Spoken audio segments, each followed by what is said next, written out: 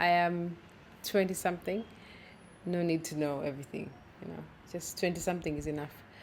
Kenyan girl who's a singer songwriter in a band called Elani that have done quite a bit in the past 2 years. I thank God that I have been gifted with a gift that I have used to touch others positively, and I hope to get more chances to do exactly that. I'm a city girl, born and raised in the city. I come from a small family. We are two girls. I'm the youngest.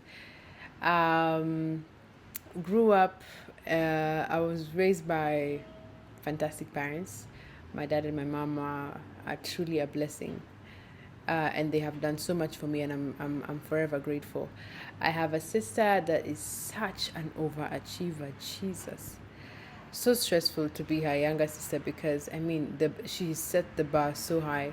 I'm constantly trying to reach to her, so one day at a time.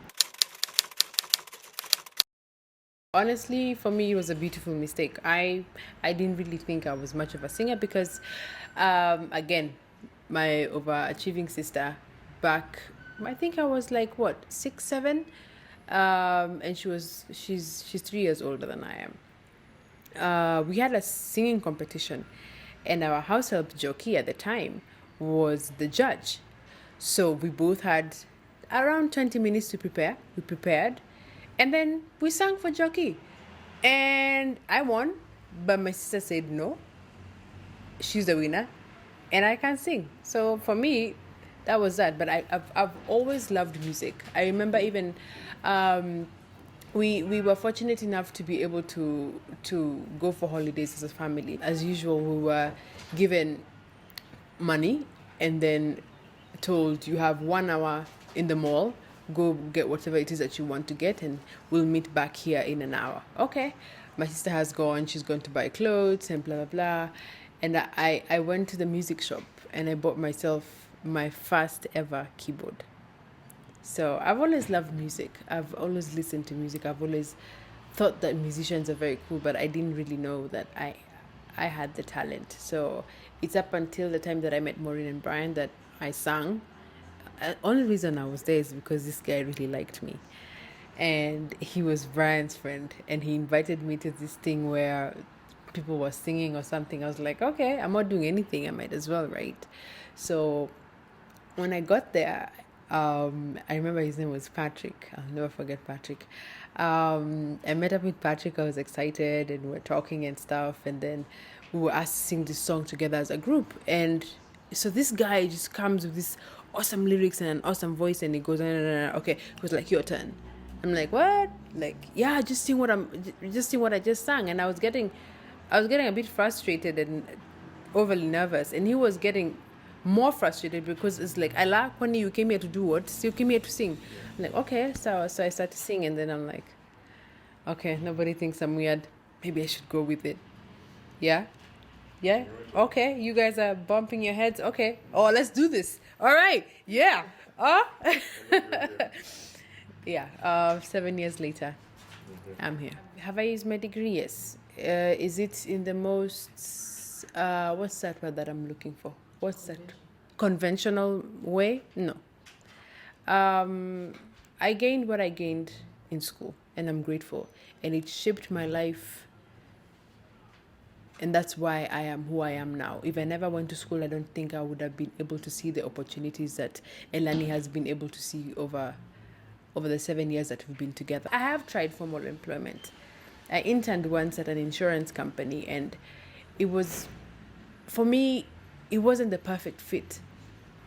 And I feel like being in Elani and doing what I do, in as much as it's not the conventional way of doing things, it makes sense for me. Because when people come up to me and tell me, oh, hi, how are you? The Midlala song that you guys sang, I was having a hard time with my husband and we were separated. And when I heard your song, it gave me the courage to go back and try one more time.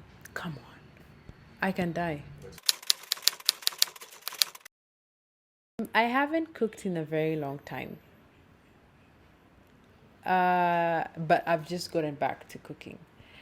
And it's very interesting that now that I'm enjoying getting to spend more time by myself and getting to, you know, be an individual.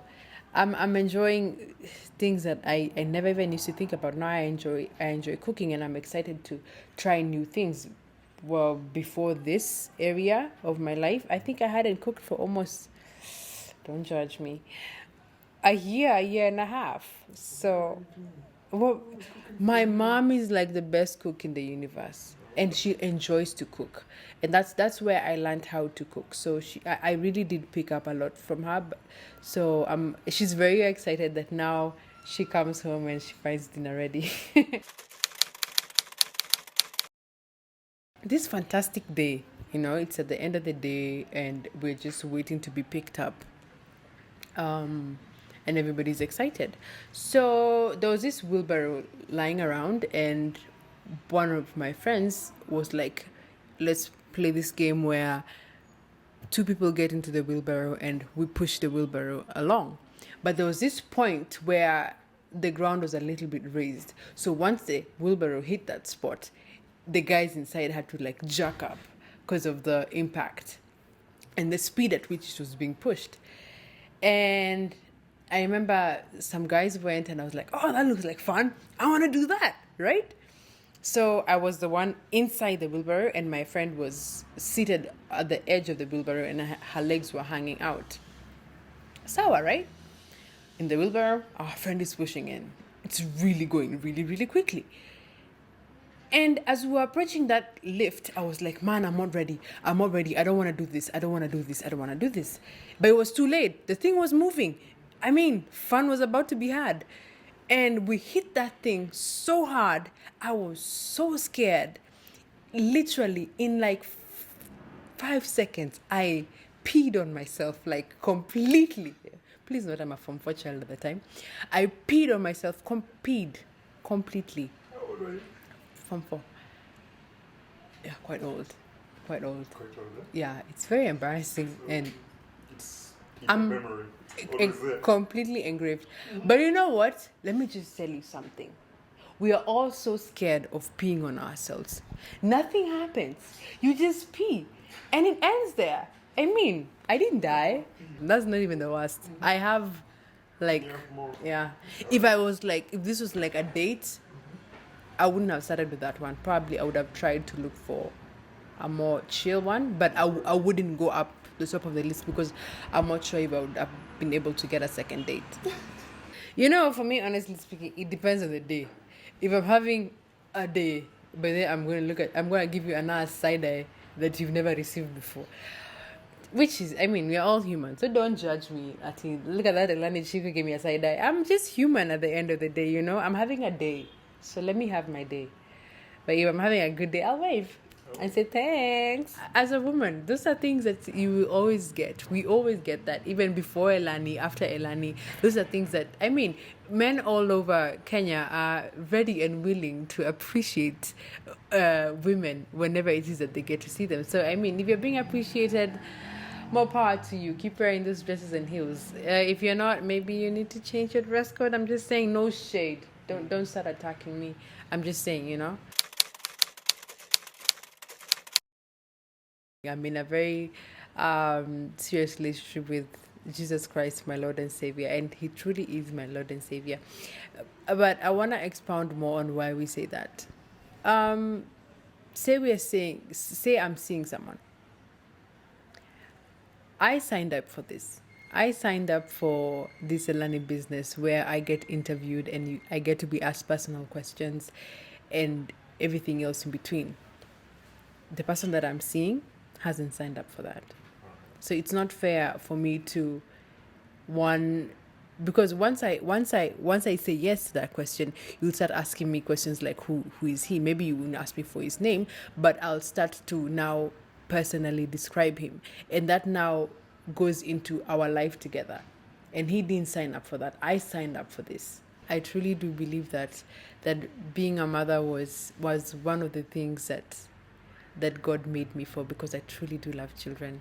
and I can't wait to see how I'll yell at. I think I'll be a mom that yells.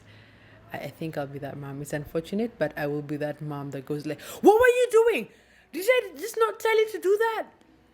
I'm gonna be that mom. Said I forgive me, my children, but it is for your own good. When you watch this video in years to come, it is for your own good. And pee when you're supposed to pee. Don't pee on yourself.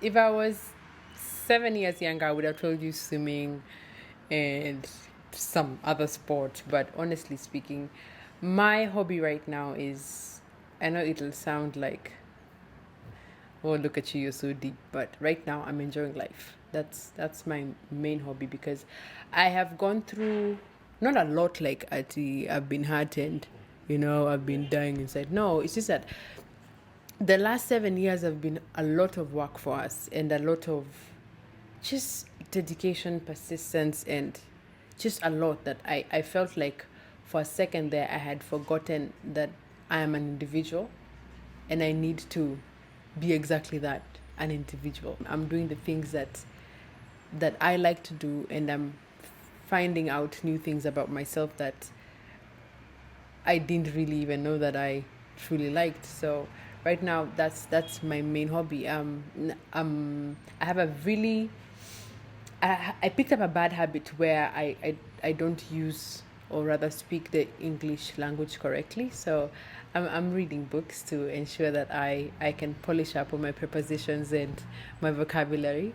And I am spending a lot of time with myself to just figure out some things here and there. And I have really gone back to my spiritual roots, where I'm investing a lot of time in getting to know God and getting to learn how to listen to Him, because I truly do believe that we are here because of God's favor.